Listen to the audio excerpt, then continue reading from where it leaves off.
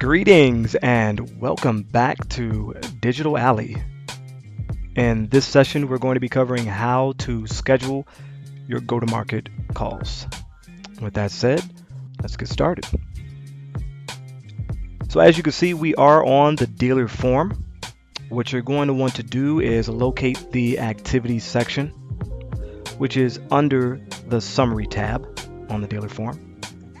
And you're going to want to go to the plus sign here. Click that, and that is going to open up your activity options. We're going to want, of course, phone call. Doing so is going to open up your new phone call form. And from here, there's a few things to note. Mainly, these red asterisks here for status, subject, call from, and call to all indicate that those are required fields by the system for you to be able to save this form. Now, even though they are not listed with an asterisk, call type and do are also mandatory fields. Though they're not mandatory for you to save this form, if you create or if you schedule a phone call without adding in do and without adding in call type, there's a good chance that the absence of either of those are going to, well, I won't say a good chance, the absence of either of those will 100% prevent this call, this scheduled call, from showing up in any reports that I create, because the report is looking for the fact that it is a phone call and that also it has a call type disposition, specifically go-to-market strategy call, and that there is some type of value here. And then it will pull values that are specific to this month. That way we're not running reports that also include last month's phone calls. So we're going to go through the form just as you would at the end of the month. And let's say that we're at the end of the month now. Last week, got a little bit of breathing room and I'm trying to prepare myself for next month. I'm going to open up this new call form via that plus sign that we did from the beginning. Once I get to this form, if you want, you have the option. We're not using this for reporting right now, but you can set the priority. It's defaulted to normal. You can change it to low or high based on maybe wanting to go back and pull reporting for yourself later to see the context of the conversations or the duration of the conversations or how many conversations you had that you dispositioned as normal, low, or high. As mentioned a moment ago, the do section is mandatory. Clicking do is going to open up this calendar. Clicking the down arrow opens up the full calendar, and now I can go to the next month, select the date. Let's say I'm going to have this call on Friday the 4th, and then I need to select the time. So I'm going to select 10 a.m. You don't have to worry about what you put on here at the end of one month in preparation for the next, because there's a good chance that the dealer could change their mind. Your schedule may change. This is flexible as long as the status is still in open. And moving on to the status section. The status section is defaulted to open and will remain that way unless we click mark complete. And then you'll see later on in this video, once I save this form, I'll also have an option of close phone call, which gives me a few additional options. This mark complete is going to be a one and done. You click that and there's nothing else that you can do. So after entering in my due date and my time, I'm going to go to subject, and I've got a little flexibility here to call it what I want, but I would try to keep this short and to something that you may use over and over again so that you can again pull that for reporting. That you want to think of naming this subject, putting something here that you could filter by. Okay, so I'll say it's a go-to-market call and the focus is on trucks. We'll say light duty trucks. Okay.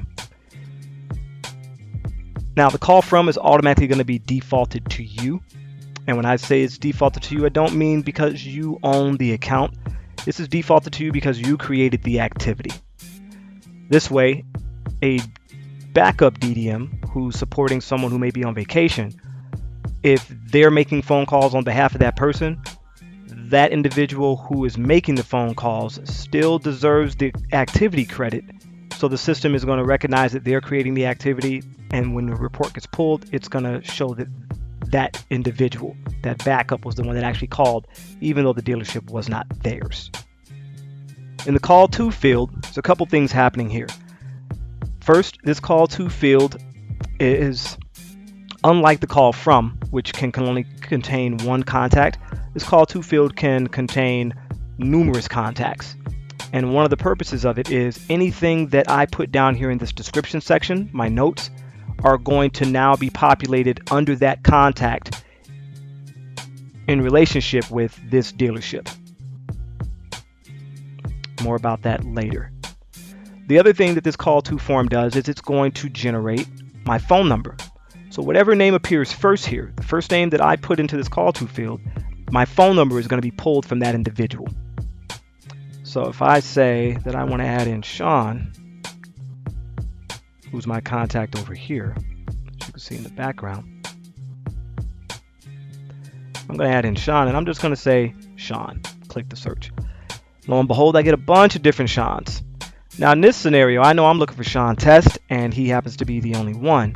But let's say that these were all Sean Test, and I'm wondering, well, who am I supposed to pick? You're going to want to look right below the name, and you'll see right below Sean Test, I have that BAC. And that BAC corresponds with this BAC, so even if all these were Sean Test, I would know that this is the one that I want. Because maybe you have one person, for instance, in the case of backup DDMs, if you're a backup DDM, you're going to appear here as many times as you are a backup for a dealership. And that's not something that we can change. We need that so the CRM knows where those notes should go. So I'm going to click Sean Test, and notice his phone number automatically gets populated to the phone number field. Now I can add in more people here. So let's say that Renee was on this call. So here's Renee. It's going to add Renee in, but notice the phone number stayed the same. Now, the outgoing field here, if I click this, it's going to swap call to with call from and make this an incoming call, which would now say that these individuals here actually called me because my name will move down to the bottom. However, if I do so, you're going to see this notification error, which is basically telling me in short that if I go ahead and click change here, I'm going to lose anybody after the first person. Why? Because as I said earlier, the call from field is only able to handle one contact, so it has to drop the others off. But I don't want that because I want to make sure that all of the individuals that I list here get all of the notes that I'm adding in for this call. So there's another way you can do that, and I'll show you that at the end of this video. So the next thing I'm going to want to do is go to call type. You'll see we only have 3 options available to you here. Those options will grow later. We didn't want to just assign call type options in there arbitrarily and potentially have you guys not use them. So we're going to empower you guys via a survey that will come out in the coming months, where we'll ask certain questions, things you guys may want to see in the CRM or fields that you guys think may make sense because you're the ones that are using it every single day. Until that time comes, we do ask that you just use the fields that are available. Now it is important, it's imperative that you use for go-to-market strategy call. That's happening at the beginning of the month. You must use go-to-market strategy calls so that the report is able to grab that field. It's going to scrub that field and say, yep, this is a go-to-market strategy call. This person gets credit for scheduling and or completing this call. This field is also, it has a dual purpose. So it's not just for reporting, but it's also going to now, if you have already watched the assessments video specifically for go-to-market readiness, the question on that assessment that asks what your communication date was for go-to-market with that dealer will automatically associate the date that gets assigned when this call is completed with that assessment. So it's going to look at it and say, well, hey, this DDM already had a go-to-market strategy call because it's looking for the type. So since that call was closed out on, let's say it is closed out on the 4th, since that's what we intend to do, then it's going to automatically pull in October 4th to the go-to-market readiness assessment for you. Next, we have the description. Now, this one's up to you, but this would be my recommendation. Most people would just look at this as a note section and just take notes on the call.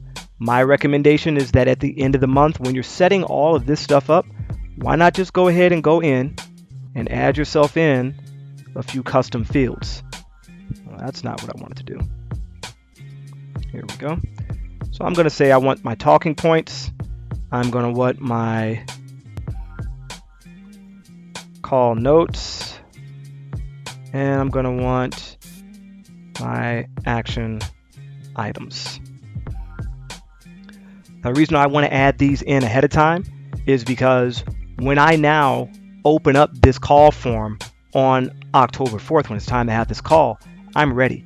I've got the individuals listed who are participating in this call, and before October 4th, I'm likely gonna be participating in a go-to-market brand call with my brand and my peers, as well as have some information that was sent out earlier that morning for go-to-market. So I can review all that information and pull from the notes that I took from the go-to-market brand call, as well as some of the collateral that was emailed to me, and I can go here before this call and add in some talking points, some things that I want to help me keep on track, and also help me minimize the screens that I have to click back and forth from, because everything I want theoretically could be here.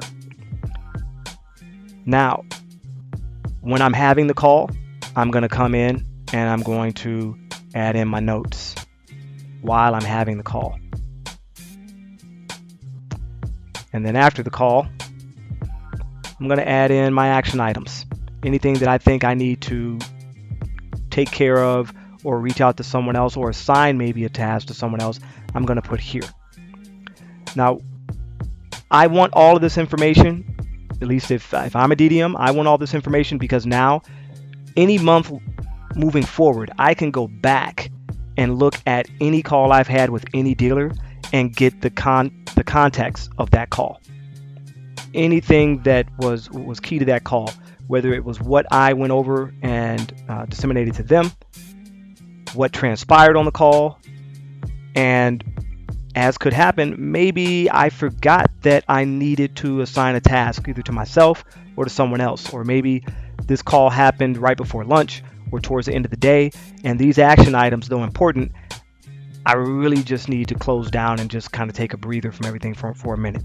So as long as I have this here, I can come back retroactively and take these action items and create tasks from them. So it's just allowing you to work smarter and not harder. So we're going to assume that none of these things have taken place yet, because again, we're scheduling the call. I just added this in to illustrate why I was using it. So what we have now is a scheduled call that's ready to be saved. If I were to close this out without saving it, all this work is undone. If I were to mark this complete right away, again, remember, as I said earlier, this is a one and done. Now the system is going to think you must have had this call. It's going to change this status to complete, and there's nothing else I'm going to be able to do with this form. What you're going to want to do is hit save here, that floppy disk, save here, that floppy disk, or save and close. Any of those three are going to save this form, which at that point immediately triggers to the rest of the system and any reports that I would run that you have now scheduled a phone call. Even if you wanted to go in afterwards, after you saved it, and it's now available to my reports, you could immediately go in and start filling out talking points or adding in action items if you know them ahead of time. So my recommendation, if you don't have anything else that you're going to want to do with the form at this time, is to just save and close. One thing to note that I did miss for you guys is the regarding. The regarding is going to show the dealership because we created this form from the dealership's form. So it already creates a relationship for you there.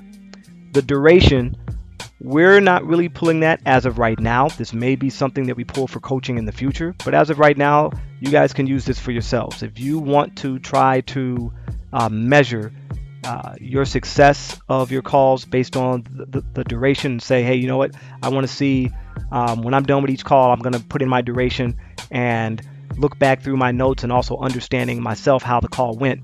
Where was I most effective? Am I most effective at 30 minutes, an hour, 20 minutes? Let's hope it's not an hour, but you get the point there. And then owner is also going to be defaulted to me because I'm the one that created the form. It doesn't matter who owns this dealership, what book of business this dealership falls into. The owner is going to be who created this form that I'm on. Created by, created on, and modified on will not be triggered until I save and close. So if I save and close this now,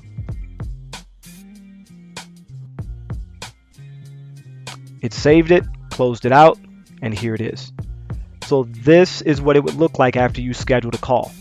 Now what I'm going to do is I'm going to go back in and we're going to emulate you actually having that call.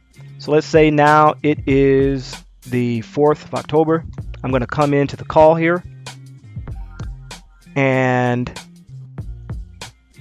let's assume that I already had my talking notes, my talking points, and now I'm on the call and I'm taking notes feverishly here, or I'm taking notes via pen and paper and putting those notes in after the call if you're a slower typer like myself.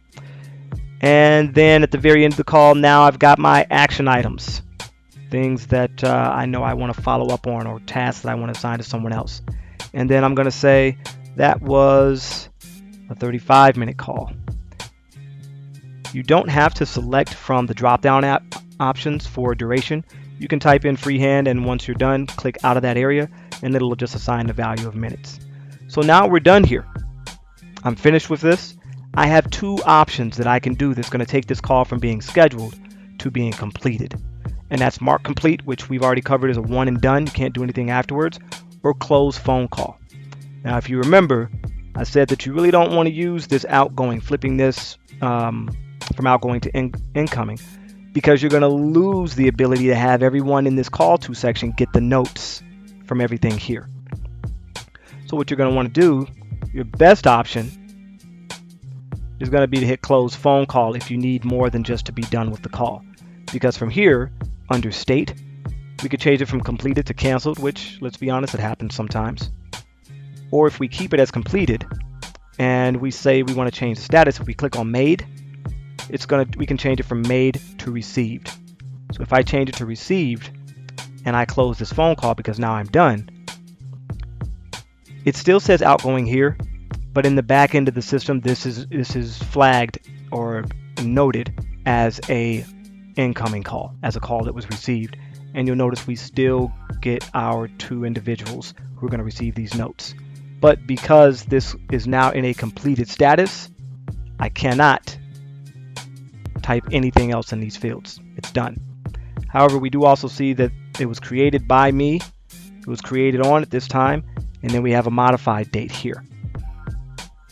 And that is how you create / schedule as well as complete a go-to-market call. I hope that you got something from the video.